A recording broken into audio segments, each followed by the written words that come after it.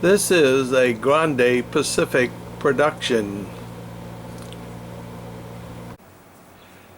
Okay, today's little hot tip or how to do it segment is painting rails. Make this statement again, and I know I've made it in several of the videos. Nothing shines on a railroad. Made it in the ballasting tape. One of the last things you got to do is paint the rail, or it could be the first thing you do. I chose because I found out through the years I like to change things around. I can't paint the rail till I solder the rail joints. I solder all rail joints. I'm not going to get into that discussion, but I solder all rail jointers.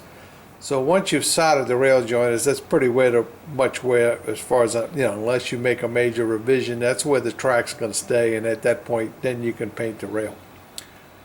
If you paint the rail before you solder the rail jointers, then you can't.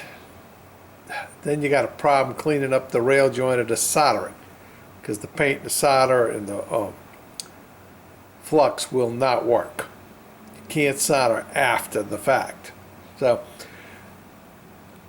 anyway, we have two brushes. I use latex paint, and you see the bottle sitting there, and that's pretty much the color brown it is, because that's a clear plastic bottle.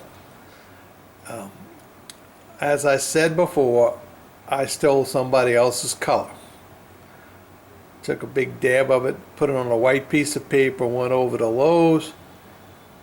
Paint matched the color, bought a quart of the cheapest latex paint they had in that color, and believe me, we had more than enough paint, and as big as this railroad is, to paint it and a couple more. So anyway, that's it. Yes, you can get out the spray brush and spray paint the rail with some form of paint.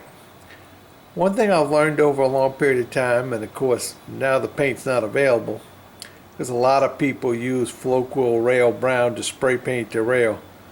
Floquil tends to take these little points right here, which are supposed to represent the heads of where the fish plate and the spikes are driven in on the ties. It tends to melt these. It also melts the ties. Also, if you spray your track before you put it down and you bend the track, then when these move, you end up a little shiny spot, and those are called holidays. Just quit using Floquil paint. About 2 layouts ago, we went over to using a latex base paint. It works fine. So we're going to get into doing a demo here now. On painting. I want to get the camera down close to point out exactly what we're doing. Alright, you're looking at the sides of rails on the tracks back there that have not been painted. You can see the solder joints as you come along here, and so forth. Probably a lot of other imperfections that show up. One thing about doing this also is all the ties that would have been removed to put the track together have all been put in place, so we have, looks like ties are all there. Now this track right here in the front has been painted. Don't shine at the sides. It does shine at the top. All rail heads shine because that's where the cars run. And as we go down a little bit further, we start getting into areas that are ballasted. And of course, that's something else. You gotta paint the rail before you ballast. Okay, so that's what we're trying to accomplish. If you have any question in your mind of what rail looks like, go take a ride somewhere and go look at it. The sides of rail that I've seen throughout the country is on the side is almost black. So take your choices, pick your color, whatever you think is right. I'm not going to tell you have to go with my color, but paint them. That's the only thing I'm going to say. Now, one thing I noticed watching a video the other day. Now, I'm not going to kid you. The other side isn't painted. Okay, we didn't paint the other side of the rails. But when you do the videos with the little cute video cameras and it swings around, and you're on the car and you're going down the track from, oh, guess what? That not painted rail shows up.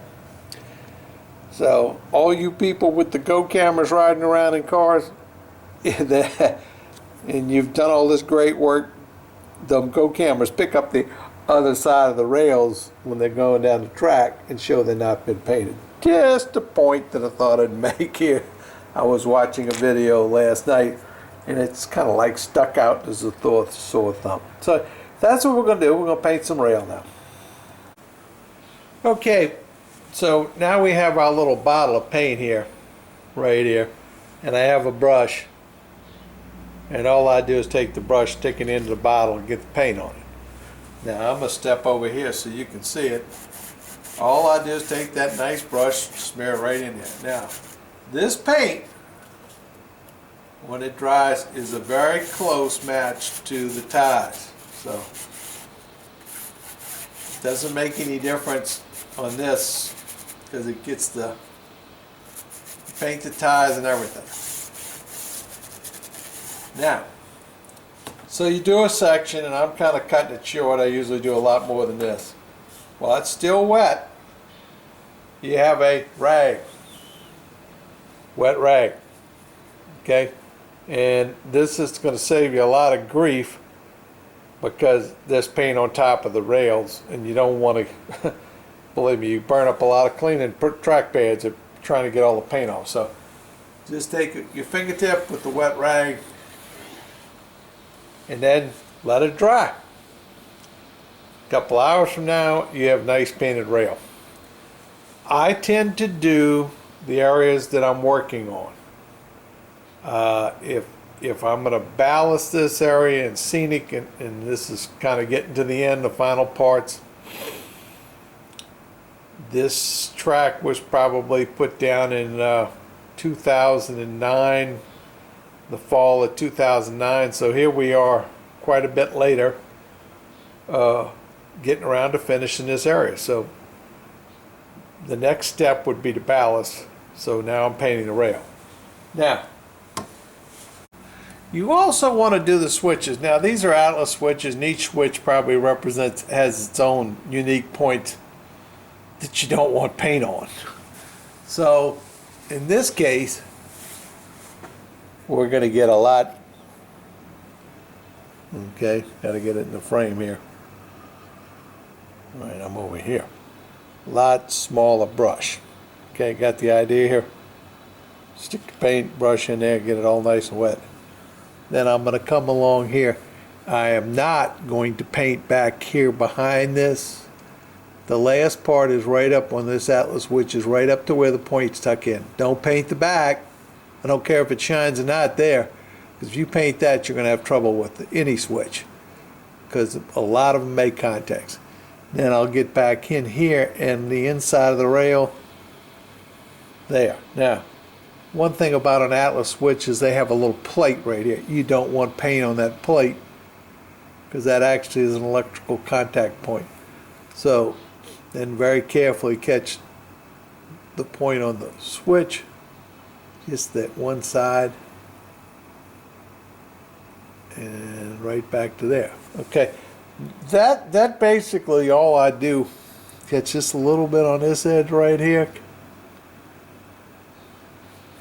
The rest of it you can paint with the big brush.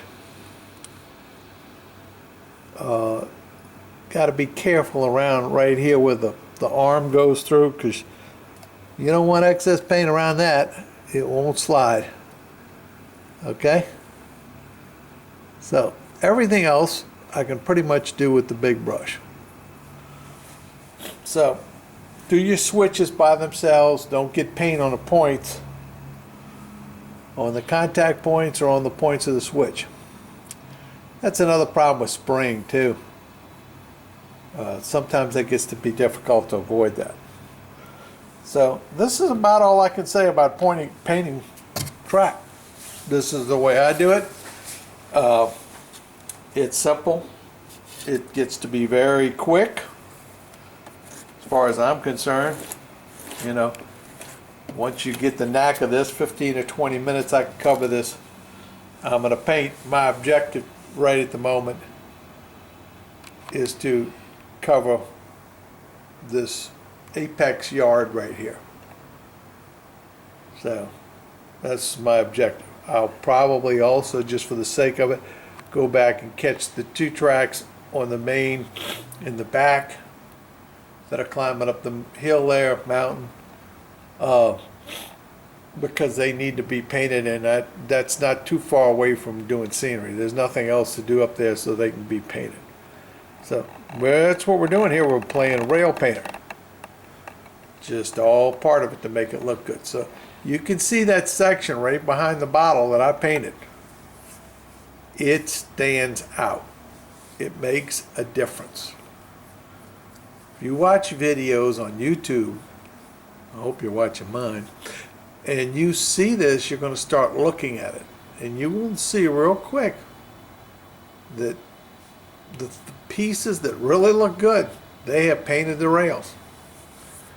See you later, and I hope this helps everybody move on down the road and enjoy excellence in modeling.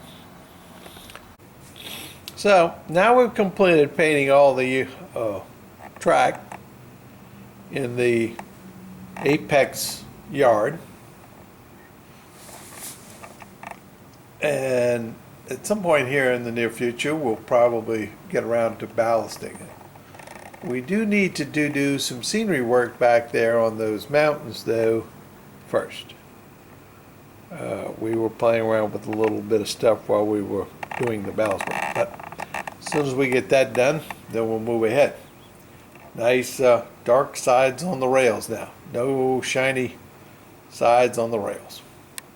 See you all later, and this is going to be the end of the rail painting on the Grande Pacific.